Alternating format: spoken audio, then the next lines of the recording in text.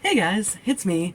So I have a whole bunch of stuff to go over because this past weekend I went with my non-bio niece, i.e. the daughter of one of my best friends, to an escape room about half an hour from us and then to a haunted mansion about an hour and a half away from us near the Delaware River. So the escape room we did back around her birthday in March. We did the Sherlock themed one. This time we around my birthday we did the Hollywood themed one. Should have been reversed because she's the big Hollywood person, I'm the big Sherlock person. But anyway, the other time, the Sherlock one, we did not finish the mystery in time. We didn't get to the final thing. We didn't get to the bonus box, or bonus level mystery kind of thing. This time we did. We actually solved both the main mystery and then the bonus thing within the time limit. So that was pretty awesome. And I'm going to put a picture right here of, when the picture that we had at the end of that, because that's what they do afterwards. You get the picture taken, you can pick whatever sign you want, and there you go. So here that is.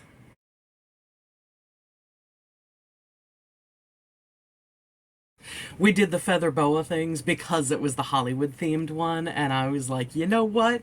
Yeah, let's do that. So she liked the red and black one. I fed into my hippie side with the multicolor one.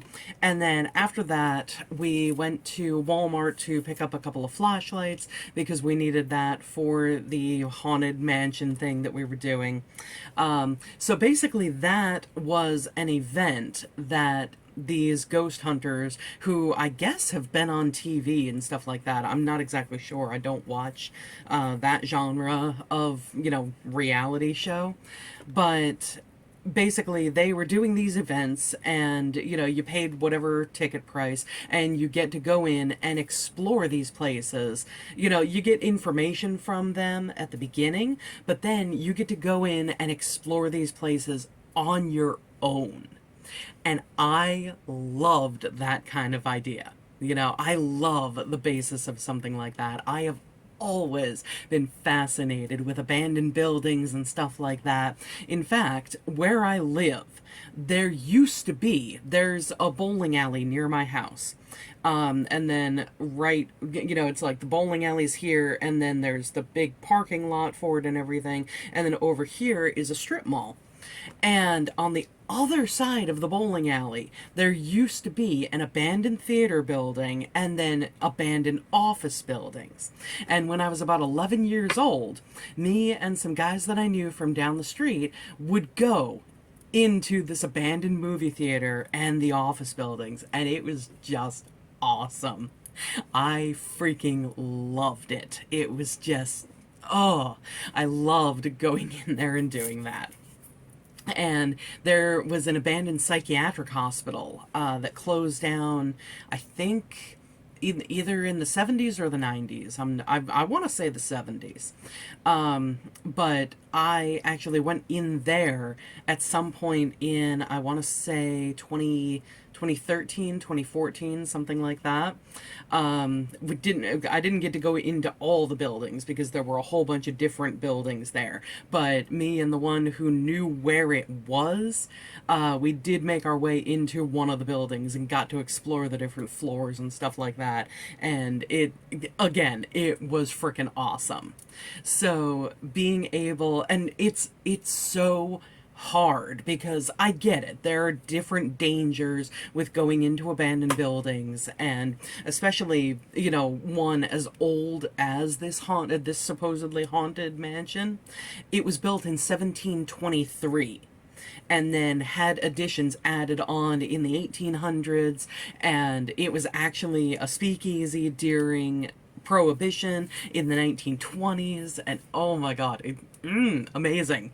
But I understand the different dangers and stuff like that because, there were signs that were out there that said, be careful of touching the walls and stuff like that because there is mold and lead paint was used. So there are safety concerns with these different things. If you find any abandoned buildings in your area, proceed with caution. I am not advocating for going into these different areas, especially if there is police activity in the area, like there was with the psychiatric hospital. We did see a few cop cars driving around, but, luckily we didn't get caught. Again, I'm not advocating for it. I love the idea and the practice of going into different abandoned places because that kind of stuff fascinates me.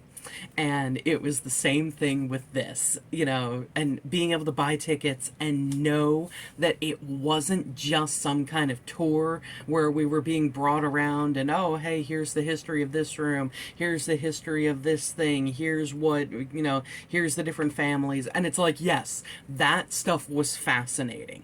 It really, really was. I could listen and go around with a tour guide, for the entire day, happily learning about the different families who lived in that mansion and just all the different secrets that people have discovered. But being able, to have a quick tour and then explore the place myself was amazing. So, yeah, that is the entire thing. I will put a whole bunch of pictures right now, of the different things that, we saw. And if you have any questions, put them in the comments. The one picture, I'll let you know, the one picture that looks like a gigantic, almost wooden barrel. It's, this gigantic cylindrical thing. And it was gigantic. It was actually up in the attic in one of the small rooms up there.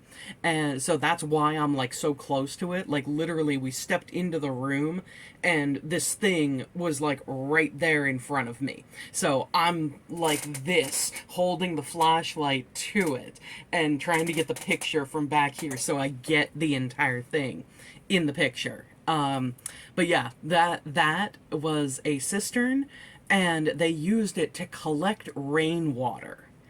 So yeah, like I said, this place was just awesome. It is called White Hill Mansion and it's in Fieldsboro, New Jersey. If you want to look up any information about it, any information about the people, like I said, if you have any questions about the different pictures, put them in the comments. I will do my best to answer. And thanks for watching, guys. Bye.